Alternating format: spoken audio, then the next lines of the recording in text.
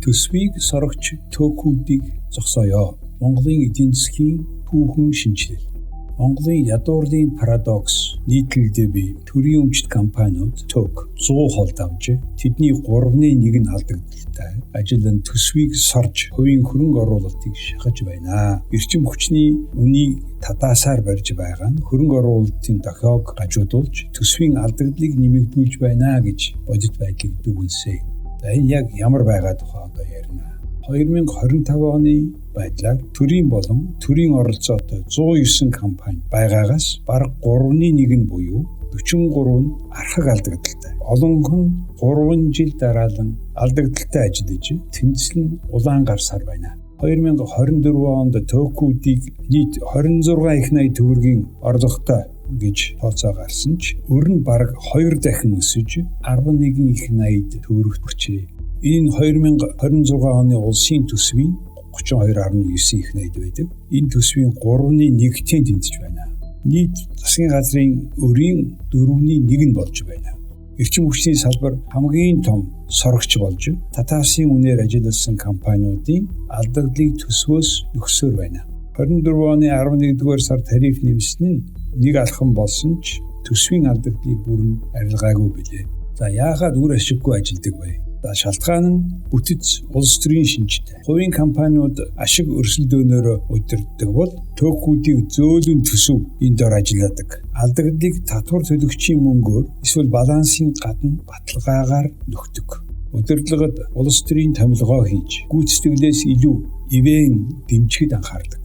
Эрчим хүч, тээвэр, уул уурхай зэрэг гол салбаруудад өрсөлдөөн байхгүй тул зардлаа бууруулах, шинжлэх дарамтгүй юм а.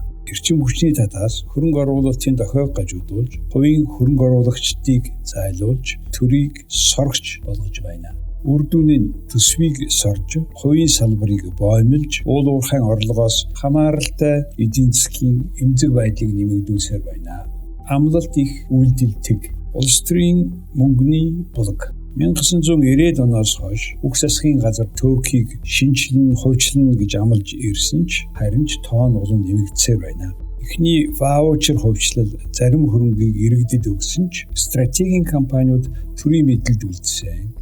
2000-ад оноос эхлээд олон удаа төлөвлөгөө зарлаж сүүлийн үед 18-аас 20 компанийг 2028 он гэхэд хувьчилнаа. Монголын хөрөнгийн биржээр 10-аас 66%-ийг нь борлуулж 3.7 их найт төгрөг татах амлалт өгсөн. Эрчим хүчний 44 компанийг нэгтгэсэн Эрчист Монгол Холдинг гэх компани бодит өөрчлөлт гаргаж чадлагүй илгээрээ хэвтлээ. Учир нь тун энгийн төөхүүд бол төрийн эрх баригч нам төрийн албан хаагчдын мөнгөний найдвартай их үүсвэр болсон. Намдаа үнэнч хүмүүст ажлын байр, холбоотнуудад гэрээ, тодорхойгүй худалдан авалт, ногдол ашиг зэргээр улс төрийн сүлжээг санхүүжүүлж байна. Энэ сонирхлын бүлэг улс төрчид өндөр албан тушаалтнууд дотор нь ажиллагсад өөрчлөлтийг эсэргүүцдэг тул амлалт нь сонгуулийн жүжиг болдог. Зарим амжилттай туршлагаас энэ мухардлыг зоригтой хувьчлалаар задлах боломжтой. Жишээ нь Их Британд Маргарет Тэтчерийн British Airways хувьчлал 1980-ад оны ихэр том алдагдaltaй олон ажилтнтай төрийн агаарын тээвэрлэгч байсан British Airways-ийг 1987 оны 2 дугаар сарын 11-нд Лондонгийн хөрөнгийн биржээр хувьчилсан.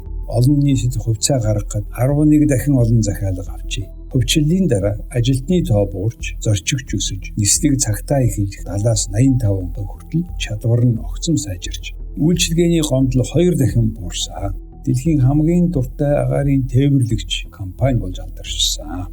Шинэ Зеланд төөхүүдээ корпорац болгоод хувьчилсаар алдагдлаа ашиг болгосон.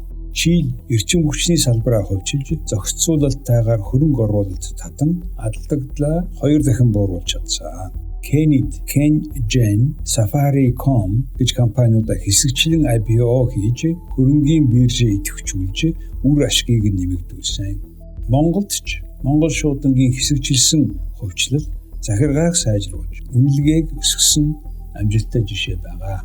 Монголд хэрэгжүүлэх нь Монголын хөрөнгийн биржээр төөхийн хувьцааг олон нийтэд гаргах нь хувийн хөрөнгө, мэргэжилтэй удирдлага татах, зах зээлийн хяналт тавих, иргэдэд өмчлөх боломжийг олгох, дотоодын хөрөнгийн зах зээлийг гүнзгийрүүлэх, олон зорилтыг нэгэн зэрэг шийднэ. стратегийн салбарт алтан хувьцааг үлдээж эрчим хүчний үнийг бодит өртөгт хүргэх, бие даасан тууз, сайн засаглалын хууль, төсвийн эрсдлийг хянах зэрэг нэмэлт арга хэмжээ авах хэрэгтэй байна. Үр дүнд нь төөхүүд төсвийг сорхоо зогсоод эрүүл мэнд, боловсрол, дэд бүтцэд оруулах мөнгөтэй болж эрчим хүч, логистик, хувийн хөрөнгө оруулалт урснаа. Ил тод авилгаас сэргийлс Монголын хөрөнгийн биржээр дамжуулсан жинхэнэ хувьчил явуулж чадвал төөхүүд алдагдaltaй сорогчоос өсөлтийн хөдөлгүүр болно. Монгол улс дутуу хагас хувьчилсан маягаар дахин 10 жил алдах ёсгүй. Төөхийг шинчлэх нь зөвхөн эдийн засгийн шаардлага, төсвийн бие даасан байдал, хувийн салбарын идэвхжил, урт хугацааны хөгжлийн үндэс юм а. Төргийн шийдэж шуурхай хөдлөх цаг шүү.